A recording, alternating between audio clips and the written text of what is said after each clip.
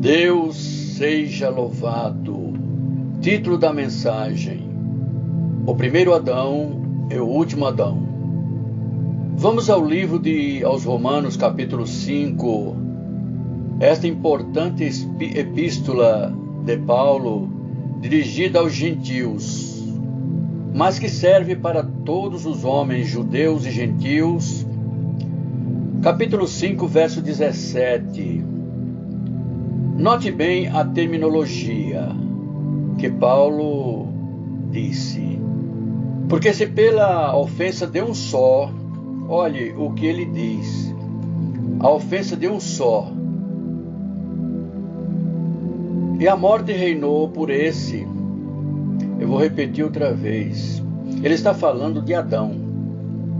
Porque se pela ofensa de um só homem, a morte reinou por esse, muito mais os que recebem a abundância da graça e do dom da justiça reinarão em vida por um só Jesus Cristo. Pois assim como por uma só ofensa veio o juízo sobre todos os homens para a condenação. E é por isso, prezado, que temos que pagar pelo que Adão fez há 6.000 anos atrás. Assim também, por um só ato de justiça veio a graça sobre todos os homens para a justificação de vida. Porque, como pela desobediência de um só homem, muitos foram feitos pecadores, assim como pela obediência muitos foram feitos justos. Então, algum tempo atrás, eu, ouvindo um programa de rádio, aquele que ouve os dois lados da conversa, o que apresenta o programa e o que ouve. Uma senhora havia ligado e não era um programa religioso, era um programa secular. Mas na declaração dela, ela mencionou Jesus Cristo. E ao falar em Jesus, deixou aquele apresentador muito irado. Dava para perceber em poucos instantes, e na pior das hipóteses, que ele era um ateu, ou então um agnóstico, com uma fala venenosa, sem educação, irado, quando falava, e fez as seguintes perguntas. E eram perguntas que todos os ateus as fazem. Então, aproveitando ele essa guerra existente nesses países do Oriente Médio, ele diz: se Deus existe mesmo, e se Deus é onipotente, todo-poderoso, por que é que esse Deus não faz alguma coisa a respeito daquele inferno que está acontecendo, onde milhares de pessoas estão sofrendo naquela guerra? E ele parou um pouco, não porque quisesse ouvir, mas com pouco caso. Ele disse: talvez os seres humanos merecem isso que recebemos, talvez seria pedir demais para ele. Mas se ele existe mesmo, se existir um céu, se existe um Deus, e se existe um Jesus Cristo, por que ele não vem até os hospitais?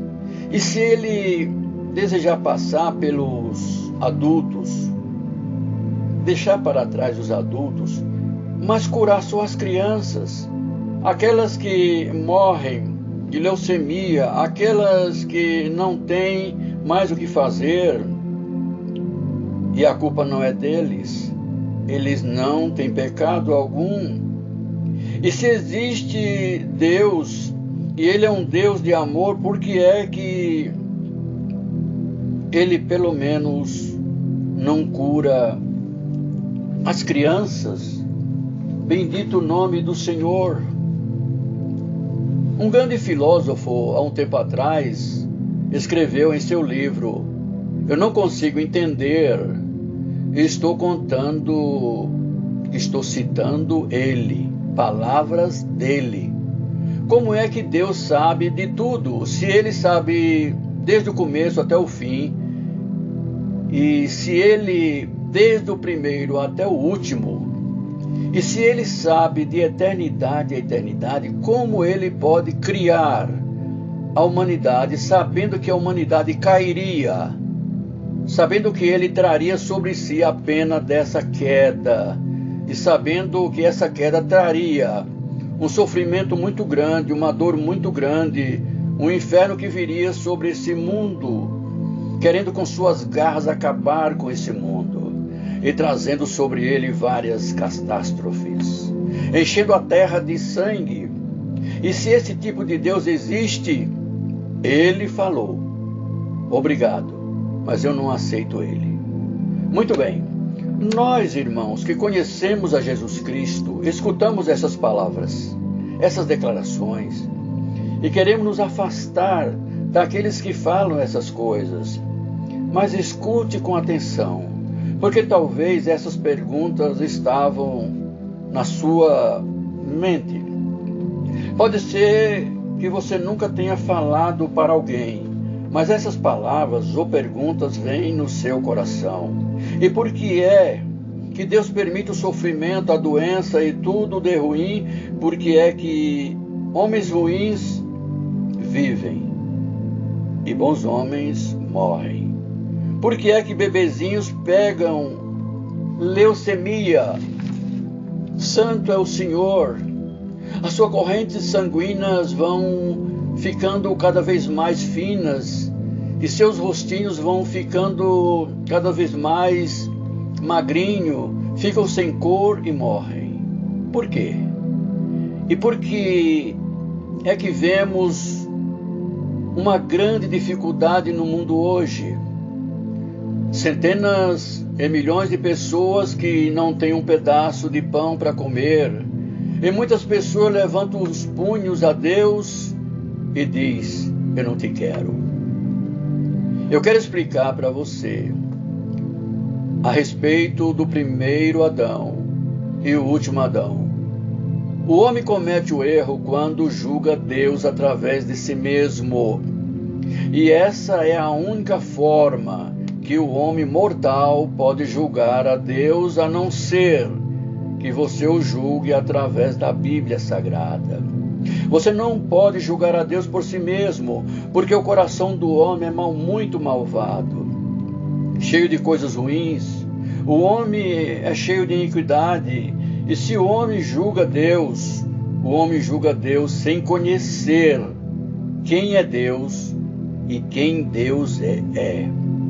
Ele julga Deus através de si mesmo, e a coisa fica preta. Vamos voltar a falar de um mundo que nunca vimos, um mundo que o homem sonha com ele. Vamos voltar para o tempo onde não havia doença, não havia dor, não havia morte, não havia guerras, não havia inveja, não havia malícia, não havia maldade, não havia nada de ruim ou iniquidade. Deus tinha limpado esse planeta chamado Terra. Santo é o Senhor. Ele criou todas as coisas. E o Criador não é um Deus destruidor. Ele não é alguém que destrói. É um construtor e um criador. Ele criou sua criação maior entre todas as coisas, e em toda a eternidade que essa Bíblia nos conta que Deus criou, e essa era a sua criação principal, e ele dá o nome de homem. E a razão pela qual essa nova criação ela é tão maravilhosa, porque ele foi criado na imagem de Deus. Você é uma criatura que veio de Deus. Todo ser humano neste mundo veio de Deus. Toda pessoa que já nasceu, uma criatura que veio do Senhor Deus. Você pode não agir corretamente de acordo à vontade de Deus. Você pode seguir a direção oposta, mas você foi criado à imagem de Deus. E escute, você pode virar as costas para Deus entrar nos maiores pecados, na podridão do inferno, rolando nas lamas das trevas, mas todo o dinheiro do mundo, todo o poder do mundo, todo o sexo ilícito do mundo, todas as drogas do mundo não vai satisfazer a fome que está na sua alma. Bendito o nome do Senhor. Porque o homem foi criado para Deus, já foi provado por tantas vezes que você foi criado por Deus, criado à imagem dele. Você pode beber de todas as águas deste mundo, mas Jesus disse que você vai ter sede, mais sede e mais sede. Santo é o Senhor. Beba o tanto que você quiser e você vai ter mais sede. Mas Jesus disse que se você beber da água que eu vos darei, você nunca vai sentir sede, você nunca mais terá sede. Algo muito lindo diz que o cérebro do homem é tão poderoso que os maiores computadores desse mundo e a tecnologia e os maiores computadores têm se desenvolvido de uma forma muito rápida, mas o cérebro do homem é tão brilhante que os avanços da tecnologia não podem nem mesmo comparar com o cérebro humano. Nenhuma câmera que foi criada compara ao olho humano. Sabe que os estudos médicos nos diz que não entendem por que o corpo humano envelhece. Envelhece e morre. Dizem que é construído de uma forma tão maravilhosa que era para durar para sempre. Tem um artigo que diz que os pulmões eram para respirar e transpirar para sempre. A ciência médica escreveu isso. Era para o cérebro funcionar para sempre. A pele do ser humano é uma criação tão boa que não era para nunca envelhecer, nem enrugar. Mas independente de todas essas máscaras e cremes, acaba ficando velha e enrugada. Santo é o Senhor. Dizem que o coração era para bater para sempre. Não consegue entender porque o corpo humano envelhece. Não consegue entender o relógio que parece existir dentro de um corpo. E quando eu tomei conhecimento disso, algo tocou no meu coração. A Bíblia diz que Deus colocou a eternidade no coração do homem. Em outras palavras, Ele queria que eu vivesse para sempre. Não era para o homem morrer. O homem não foi feito para morrer. Não foi criado para morrer. Glória a Deus. Eu não estou falando a respeito de uma religião fariseu, seca. Estou falando de Jesus morando em seu coração e fazendo que sua vida seja linda e maravilhosa. Ele faz isso. Eu não entendo nada de medicina, mas eu sei porque o homem envelhece e morre por causa do pecado. Mesmo que você vivesse sem nunca pecar, sem nunca mentir, sem nunca roubar e sem contar uma piada suja ou ter um pensamento maligno e a consciência nunca te afetasse, ainda assim você morreria. Eu vou te falar porque Deus criou Adão, essa espécie perfeita, criado para viver e viver para sempre. Não era para o cabelo dele ficar branco, sua pele ficar enrugada, não era para sua vista embaçar, mas hoje tem que usar o óculos. Era para ser forte, poderoso. Era assim que Deus queria que o homem fosse, bendito o nome do Senhor. Quando vemos um bêbado qualquer deitado no seu vômito na rua com as roupas sujas, e os seus olhos ali vermelhos, com suas mãos tremendo e balançando. Não é o produto de Deus, é o produto do pecado, é o produto de Satanás. Todos os dias Adão andava no jardim com Deus, todos os dias Adão discutia com Deus sobre as plantações, as flores, as árvores. A Bíblia diz que Deus deu a Adão domínio sobre os animais, domínio sobre as constelações do céu, domínio sobre este planeta, fez dele senhor deste planeta. Você está me entendendo? O homem era supremo, mas Deus deu outra coisa para Adão.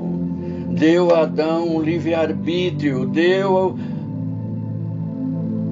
a ele uma vontade própria. Adão não era como um robô, não era como um escravo de Deus, não era como uma máquina que você liga para seguir a Deus. Adão tinha livre-arbítrio. Ele podia amaldiçoar, ele podia abençoar, ele podia aceitar ou rejeitar. Agora estou chegando à questão, o porquê os filósofos não entendem a Deus. Ele podia fazer tudo o que queria ou desejava fazer, ele não era programado. E havia nele o poder da escolha, e que podia até mesmo desobedecer a Deus. Deus jamais vai coagir o livre-arbítrio. Agora, outra criatura entra em cena, ele pensa que ele é Deus, ele quer tomar o lugar de Deus. E o seu nome é Lúcifer. Você pode culpar Deus pelos seus problemas, pela morte do seu ente querido. Santo é o Senhor. E pode culpar Deus pelo ódio, pelo inferno, pela inveja, pelo engano, pela sujeira, pela podridão. Mas Deus não é o autor de nada disso. O autor destas coisas, o seu nome é Satanás.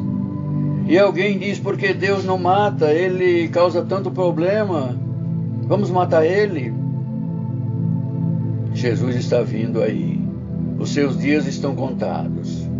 Quero te falar que o inferno tem tentado calar a nossa boca, tentado nos colocar na cadeia, tentado cortar nossa cabeça, nos silenciar, mas todas as vezes que o inferno se levanta, o Espírito do Senhor nos reveste de força e de poder do alto. E então, o arqui-inimigo de Deus entra naquele jardim do Éden. E é algo estranho, porque Deus deixou ele entrar. Deus podia fazer qualquer coisa, podia impedir. Deus podia fazer qualquer coisa que você pensa. Isso não é o problema para Deus. Ele tem o poder. E Satanás entra no jardim e vem até Eva. Ela foi tirada do lado de Adão. Ela sucumbiu e ouviu Satanás. Deus havia falado para ela: coma de qualquer árvore do jardim, só não da árvore do conhecimento do bem e do mal. Porque se você comer, vai morrer. E porque Deus colocou aquela árvore lá, e devia ter 1 milhão de árvores boas, e só uma que era ruim. E o homem segue o mesmo caminho hoje em dia. Ele passa por milhares de árvores boas e vai comer daquela que é ruim. Muito bem. Ela come aquele negócio, junto com seu esposo Adão, com os olhos abertos, sabendo o que estava fazendo. Ele sabia quando comeu daquele fruto proibido, e duvido que ele sabia das implicações que viria no futuro. Mas ele sabia, não era ignorante, não foi enganado e caiu numa armadilha. Fez de olhos abertos. Essa foi a queda do primeiro Adão, porque veja bem, o homem foi criado diferente de qualquer outra criação que Deus criou. Quando os anjos foram criados de uma vez só. Nunca houve esse negócio de bebê anjo. Nunca existiu um anjo que nasceu. Deus criou bilhões de homens que já morreram no passado e que vivem no presente. Todos homens. E a estratégia do diabo era essa. Porque se pudesse fazer que Adão, esse homem, caísse, todos que viessem nascer no futuro, nasceria com a mancha da morte e do pecado em sua garganta. Ele sabia. Todas as mães que estão gestantes, que vão se tornar mãe, ficam preocupadas. Será que o meu bebê vai nascer com algum problema ou deficiência? Esse medo existe por causa da mancha do pecado e da queda. Você está entendendo? Satanás sabia que todo bebê que nasceria traria a mancha do pecado, precisando de um Salvador. Não quer dizer que nenhum bebê que morre vai para o inferno. Toda criança inocente que morre está com Jesus Cristo. São inocentes, mas quando chegam à idade, têm que prestar contas, são pecadores e precisa nascer de novo e ser lavado no sangue de Jesus Cristo. Deus seja louvado.